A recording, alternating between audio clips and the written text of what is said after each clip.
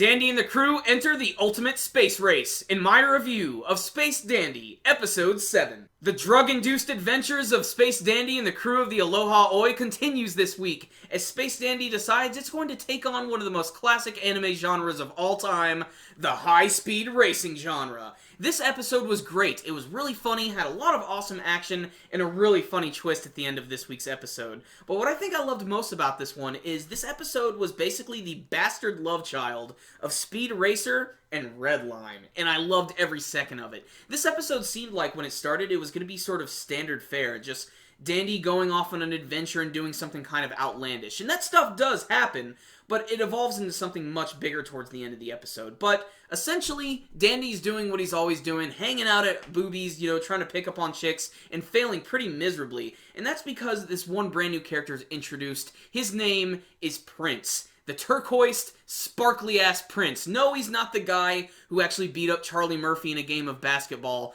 but he's still pretty awesome. He's one of the, top racers in this big intergalactic circuit. And I think the most funny thing about Prince is the fact that him and his whole crew are sort of like the exact opposite or antithesis to Dandy and his crew. And the only reason I say that is because they have Prince. He has his own little sidekick, which is this weird, freaky-looking little mouse guy by the name of Squeak, who's devious as hell and looks a lot like Mickey Mouse from behind.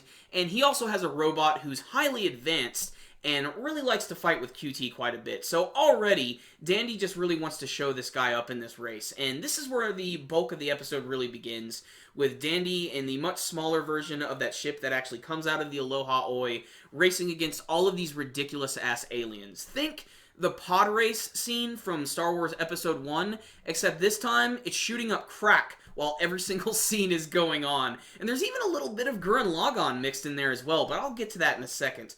The cool thing is, all of the aliens look really awesome. They're very funny looking. In particular, there's this one big alien who does nothing but scream the entire time. And every single time he was on screen, I just found myself laughing quite a bit.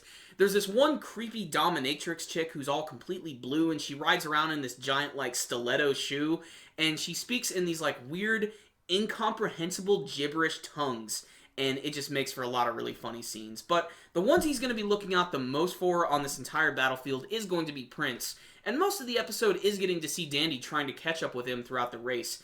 However, it's Dandy's tactics which make to be really, really funny, because at the end of the day, Dandy is not a good racer. He pretty much sucks at it. And even though at the beginning of the episode he gave this whole story about him being a badass racer, it's all bullshit, because in last week's episode with the surfing, he said the same thing too. Although he was surfing around a giant exploding planet. But that's here or there. The point is, in this week's episode, he is literally using the explosions and the wrecks of other people's vehicles to propel himself forward to the finish line. And this results in a lot of really funny action scenes, mostly in the second half of the episode, because all of the racers start to use their weapons and different abilities. There's even these two twin aliens who have the ability to combine their ships into one, and they actually can turn into mech robots, and that's what reminds me of Gurren Lagann a bit, and I just thought that was really cool. Another interesting thing about this episode is that Dr. Gel and the Gogol Empire decide to make another appearance after supposedly surviving the ultimate zombie virus. I shouldn't even be thinking about continuity at this point. The point is, they're going to join the race and they're going to try and catch Dandy as well, but they sort of end up overshooting him a little bit, and this is where the funniest part of this episode takes place, and is sort of a scene that's up for debate.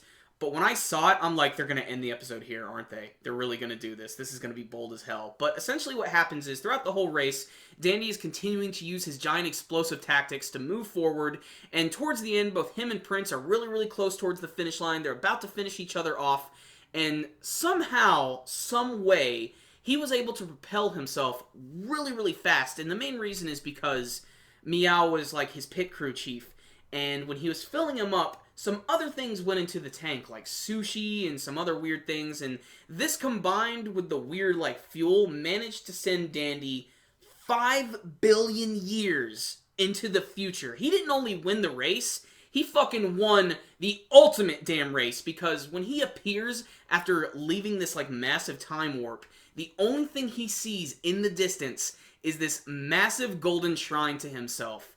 And he really only has one word for that, and that's Dandy.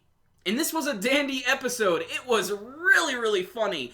There's a lot of things about the series that I really love that I'm starting to notice just now. When the series was first starting, I found myself, like, questioning a lot of, like, just the weird shit that's going on. But I find if you just sort of let that go, you'll start to enjoy it a little bit more. Like, I didn't even, like, think twice about the fact that the commentator of the entire race is a giant anthropomorphic flower alien shaking maracas around. That seems weird as balls. Try to explain that to someone, like, on a normal level.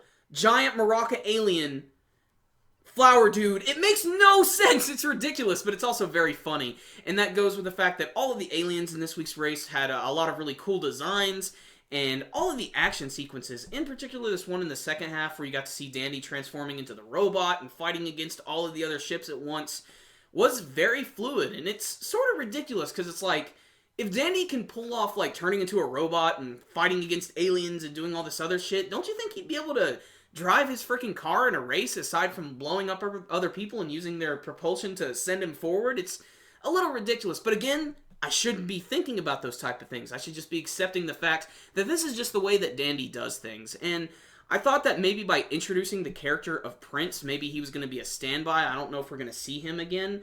But he seemed like he was very funny. And there was a scene towards the end where Dandy smacks right into the back of his car. And for a lack of a better term, Prince takes it up the ass. So all in all, this was a full package episode of Space Dandy that delivered everything, the goods in spades. Great animation, awesome music, gorgeous backgrounds, incredible character designs for all of the aliens, and just a ridiculously funny ending. This series makes my, like, side split. And I usually don't care too much for, like, comedy anime that much, but this is one of the few series that, like, I sort of watch it almost purely for the comedic timing combined with its incredible animation. It's just such a joy to have this on Toonami, and the fact that it premieres a day before it does in Japan still really just blows my mind. And it's one of the few English dub that I'm really enjoying. So if you are continuing to follow the Space Dandy series, check this one out. It's a lot of fun. It's got way too many funny moments to count. Try to find all of the cool little hidden bits throughout the episode. There's just a ton to see in not only this episode, but the whole series. So check it out on Toonami. Check it out online. Check it out any way you can, because Space Dandy is dandy. It's the shit, guys. Check it out. So if you guys had a chance to check out this week's episode of Space Dandy, it's time to let me know what you thought about it with your comments below. You can tell me about your favorite moments, maybe favorite alien racers, and what the hell really happened at the end with Space Dandy being flung 5 billion years into the future. Remember, guys, before you leave, you could also hit that like button, give this video a thumbs up. It's definitely one of the best ways to support our videos. And you can check out some of the other ones that we've been working on. Me and Christian actually just reviewed One Piece episode 633. If you ever wanted to see Luffy act like a gladiator, that's the episode for you. So, I'll see you next time, guys. Super Kami Guru 9000. Out.